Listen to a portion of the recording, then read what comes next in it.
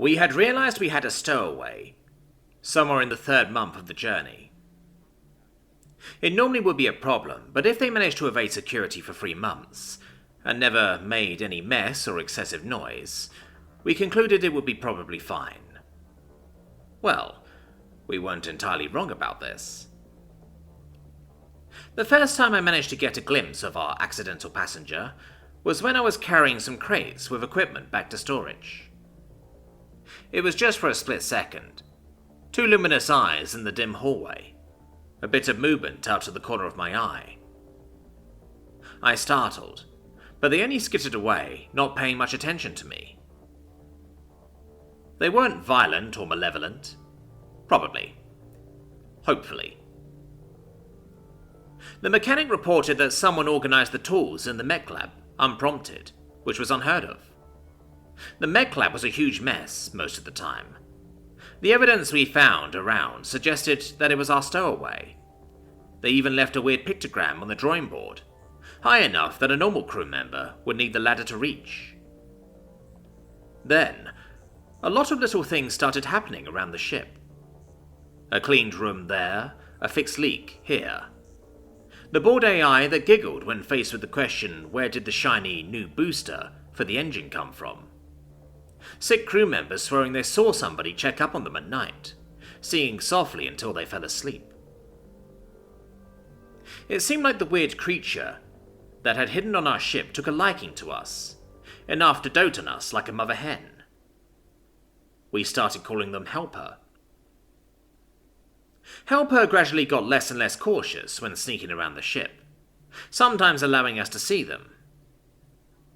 Rumors spread that they were big, tall, with 2 eyes and long limbs, moving fluently like a shadow in the night. Every time I glimpsed them in a better light, a chill went down my spine. I knew logically that they were kind and nice, but my instincts always whispered to me that they were a danger.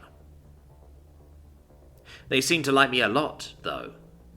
Sometimes a soft chuckle reached me when I was rambling at the food crates. From above, high from under the ceiling. Nicely wrapped packets of rations somewhat appeared on my desk. When I wasn't looking, after a long stretch of work, too neat and precise to be made by anybody of the crew. At times at night I could hear soft creaking noises of the hallway floor, groaning under the steps of someone heavy, and an eerie, softly sung lullaby echoing down the hallway, in the tune I never heard from any culture.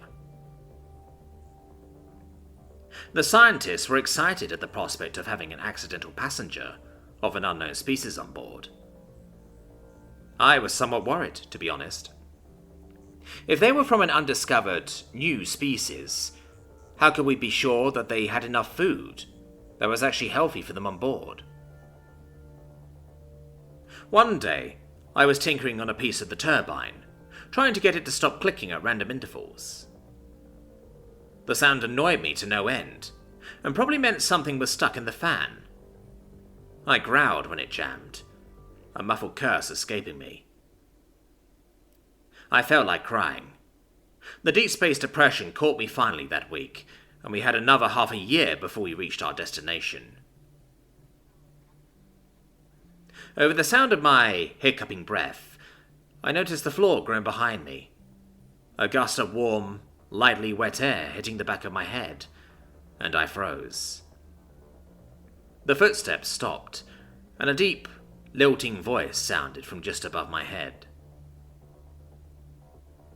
"Hey, need help with that?" Helper's accent was atrocious, their voice box barely managing to make the correct sounds, but they were still, unmistakably, speaking in my birth language. I yelped, jumping on the desk and turning, the screwdriver held defensively in my hand. My first proper chance to see them in full revealed things that had been better kept in the shadows. Helper looked wrong. Like if somebody took a proper, normal person, stretched them out, and painted the thing that resulted from that in a weird clash of colours. Their eyes were too sharp, too bright, too light, their hands just a tad bit too spindly and sharp-edged. And they were big. Big enough that they needed to bend their head down, even in these high, airy rooms of the ship. I screeched in fright, squeezing my eyes shut. Helper made a soft, broken noise and skittered back, the floor groaning under them. "Shh, not be afraid. I not..." They groaned, probably searching for the appropriate word. "I not hurt people. Little people? Little people, you good? Not cry, please." The scratchy sound of their voice, and the broken grammar nearly sent me into a bordering on hysterical laughing fit, my sanity slowly but surely slipping away from me. "My name is Jahir, not little people. Little people is in plural too. It should be little person, if you want to be precise," I found myself saying on automatic, startling at the delicate trill of affirmation from Helper. "Nice to meet you, Jahir. My name is George," they introduced themselves, the foreign cluster of sounds at the end probably their name. "I be one of the species human. We call us human. You call you?" they asked curiously. "Ah, we are the Habyata. Nice to meet you too." I risked a peek and relaxed, seeing them safely hidden by the shadows.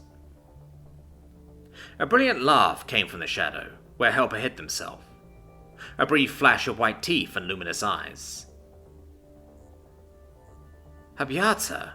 Good name. You look friend-like. You look like little creatures from home. Good creatures. Name fits. I like you. You helped me, I help you. We discover space together. Good deal?" they asked, and left me standing on my desk, gaping at the shadows in stunned silence. Yeah, sounds reasonable," I managed to say, blinking intensely.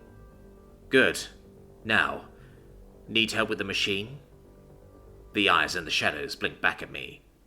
No, I think I'm good," I said weakly, jumping off at the desk. I go now, then. If need, yell in storage. Will come."